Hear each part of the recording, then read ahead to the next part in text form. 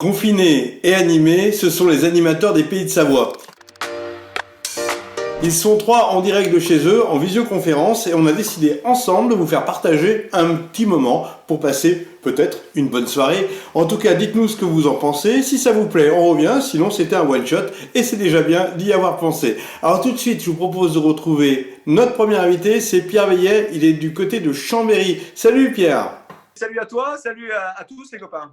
Deuxième bonne nouvelle, c'est notre deuxième invité, c'est Jean-Michel Mattei, l'imitateur irrésistible qui vient de sortir un titre, une reprise de Julio Iglesias et qui a fait un carton. Jean-Michel, comment vas-tu? Moi, je suis confiné. En fait, moi, je suis dans ma résidence secondaire, là. Je suis en Haute-Savoie.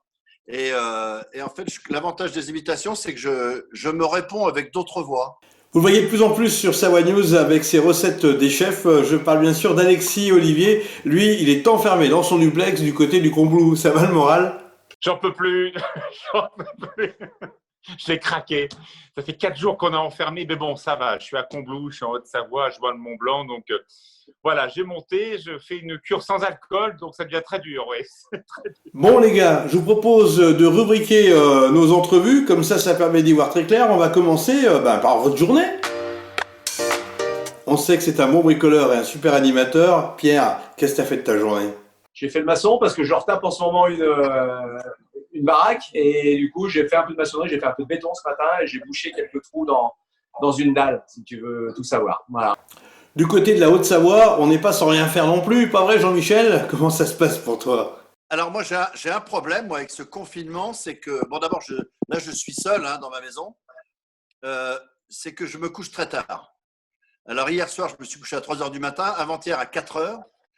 Et du coup, comme j'ai rien à faire le lendemain, je me lève à 9 heures, 9h30. J'ai pas fait grand-chose. J'ai juste préparé effectivement mon repas de midi parce que je commence un petit peu à avoir du plaisir à cuisiner. Messieurs, très bien, le moral est bon. Donc ce que je vous propose tout de suite, c'est d'attaquer le deuxième rendez-vous, c'est la bonne bouteille du jour. Alors, j'ai demandé à mes acolytes de repérer une bonne bouteille. Alors moi, j'avais envie de faire front à Pierre Vialet, qui est le président du comité des vins de Savoie, et vous me proposez, par exemple, ce bon vin, c'est un côte-rôti, mais c'est juste une suggestion, hein. Plus sérieusement, ou avec autant de délire, on va peut-être retrouver Alexis, qui lui a aussi sa bonne bouteille. Alexis? Bah, écoutez, ça commence d'ailleurs comme on l'a commencé tout à l'heure. Voilà, ça c'est ma bouteille du jour. C'est du vinaigre blanc d'alcool pour nettoyer toute la maison. Voilà, ça je ne me sépare pas de ça toute la journée. Alors je ne la bois pas, mais effectivement, regardez, j'ai passé quasiment la moitié de bouteille aujourd'hui en nettoyant tout. Donc voilà, ma bouteille d'alcool, c'est celle-là, vinaigre d'alcool blanc. Pierre, qu'est-ce que tu bois, Doudou, dis donc? Dis-nous un peu. Moi, je pense beaucoup au printemps et comme le confinement, ça me donne quand même envie je sais pas, de partir aussi, d'aller me balader. Ça me donne envie d'évasion alors qu'on est en fait confiné. Je suis parti sur des petits trucs de l'été.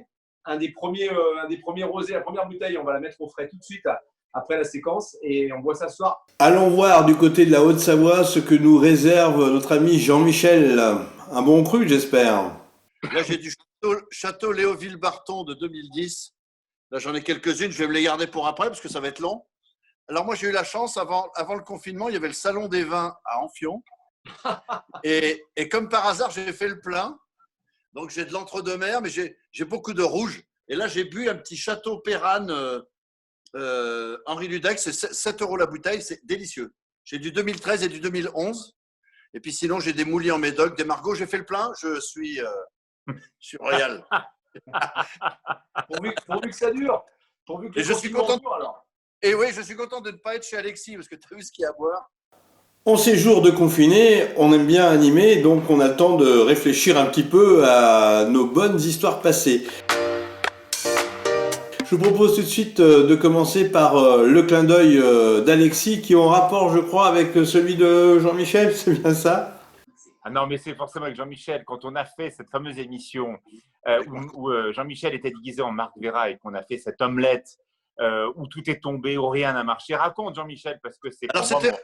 mon plus En fait, beau souvenir d'animateur, je pense. Oui, Alexis, rappelle-toi que c'était quand même voulu. On était parti pour déconner, entre guillemets. Moi, c'est l'époque où je commençais à imiter Marco. Puis on était parti pour faire les zouaves.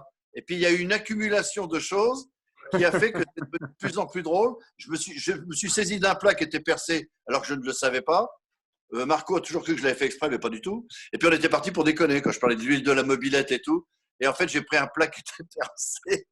Et comme vous savez, les œufs se sont répandus. Et Marc Vera a reçu après des mails pas toujours sympathiques qui lui disaient: Chef, je ne pensais pas que vous étiez aussi con pour faire une omelette dans un plat percé. Ah, pour moi, c'est clairement mon plus beau souvenir de télévision. Ah ouais. En plus, c'était avec toi, Jean-Michel. Donc, on s'est vraiment marré. Ah bah Alexis rigolait, il ne pouvait pas se revoir. Alexis était Ah non, je ne pouvais plus. Il était Surtout là, quand je me bien. suis essuyé le visage après avec ton truc plein d'œufs sur la gueule. Qu'est-ce qu'on arrive, c'est bien. Ah, c'était bien. Et Pierrot, toi, t'as un bon souvenir à nous citer un petit peu? Ouais, bah, moi j'ai aussi un souvenir avec Jean-Michel.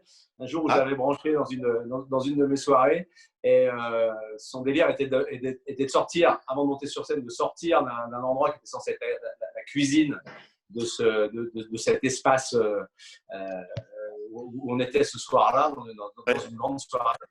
Et j'ai un copain à moi, je lui dis: reste par là, tu vas voir. Il y a déjà un certain nombre d'années, tu étais moins connu, et il dit: reste par là, je vais te montrer un mec qui est vraiment bien sur scène.